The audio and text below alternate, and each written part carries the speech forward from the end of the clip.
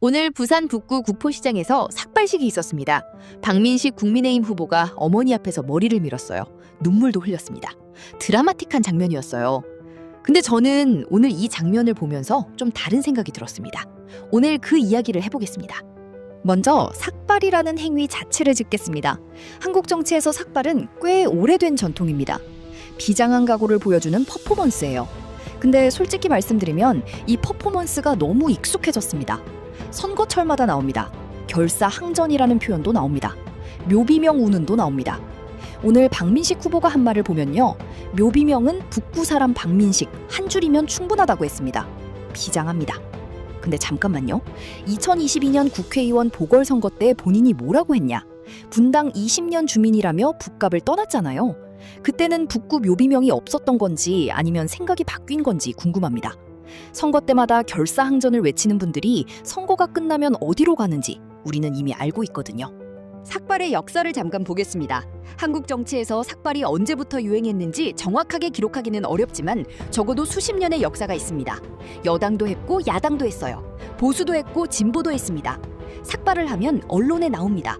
감성적인 장면이 만들어져요. 지지층이 결집합니다. 이게 삭발의 정치적 효과예요. 근데 한 가지 물어보겠습니다. 삭발한 정치인이 당선된 이후에 삭발할 때의 각오를 지킨 경우가 얼마나 됩니까? 결사항전을 외치며 머리를 밀었던 분들이 이후에 어떤 정치를 했는지 우리는 지켜봤습니다. 삭발은 각오를 보여주는 게 아니라 각오를 보여주는 퍼포먼스예요. 퍼포먼스와 실제는 다릅니다. 박민식 후보가 한동훈 후보를 향해 한 발언들을 보겠습니다. 이명박 대통령 구속시키고 박근혜 대통령 감방 보내고 윤석열 대통령 등의 칼을 꽂은 잔인한 배신자라고 했어요. 배신과 약탈, 기생의 정치라고 했습니다.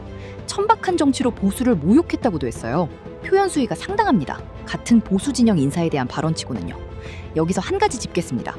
박민식 후보가 지금 하는 이야기들, 한동훈이 배신자라는 논리의 근거가 계엄 당시 입장이에요.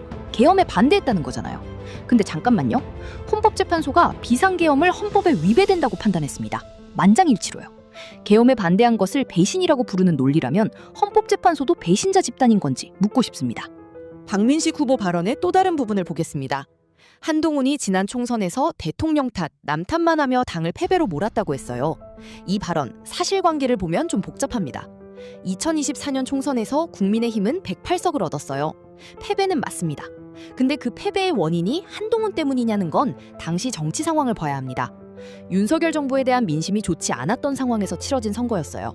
그 결과를 한동훈 탓으로만 돌리는 건 단순화입니다. 그리고 그 선거에서 국민의힘 공천을 받아 당선된 분들 중에 지금 박민식 후보 출정식에 나온 분들도 있어요. 그분들도 그 선거에서 이겼습니다. 그러면 한동훈 덕에 이긴 건지 한동훈 때문에 진 건지 기준이 좀 헷갈립니다. 이번 선거를 정치적으로 분석하면요. 박민식 후보의 전략은 명확합니다. 한동훈을 배신자로 프레이밍해서 보수 지지층의 감정을 자극하고 단일화 가능성을 완전히 차단하는 겁니다.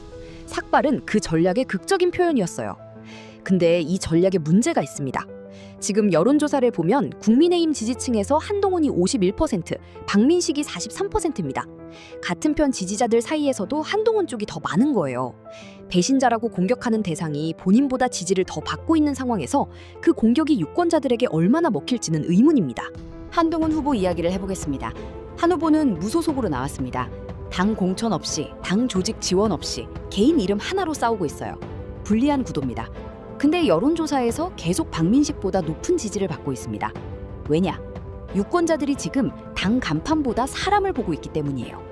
한동훈이 계엄에 반대했던 것, 보수 재건을 이야기하는 것, 당권파를 정면으로 비판하는 것, 이것들이 일부 유권자들에게는 배신이 아니라 소신으로 읽히고 있습니다. 배신자냐 소신파냐는 결국 유권자가 판단하는 거예요. 지금 숫자는 유권자들이 어느 쪽으로 기울고 있는지를 보여주고 있습니다. 오늘 출정식에 나온 분들 몇 면도 보겠습니다. 송원석 원내대표, 안철수 의원, 김민전 의원이 왔어요. 안철수 의원이 나와서 민주당을 비판했는데 안철수 의원 본인도 지금으로부터 얼마 전까지 국민의힘과 복잡한 관계를 가졌던 분입니다. 통합과 단일화를 반복했던 분이 오늘 단일화는 결단코 없다는 자리에 서 있는 거예요. 정치의 아이러니입니다. 박민식 후보가 오늘 한 말 중 뜨거운 아이스 아메리카노라는 표현이 있었어요. 한동훈으로의 단일화는 존재할 수 없는 망상이라는 비유였습니다.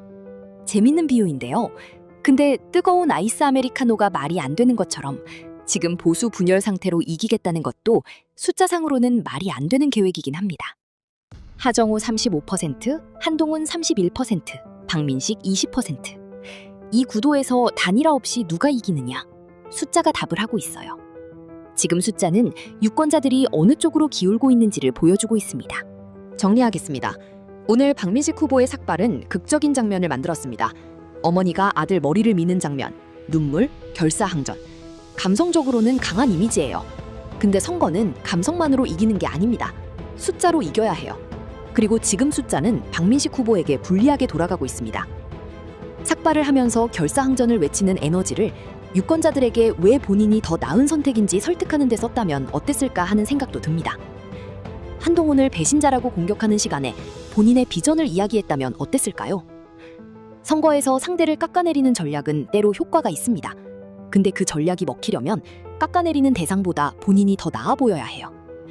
지금 유권자들이 어느 쪽을 더 나은 선택으로 보는지는 6월 3일이 말해줄 겁니다.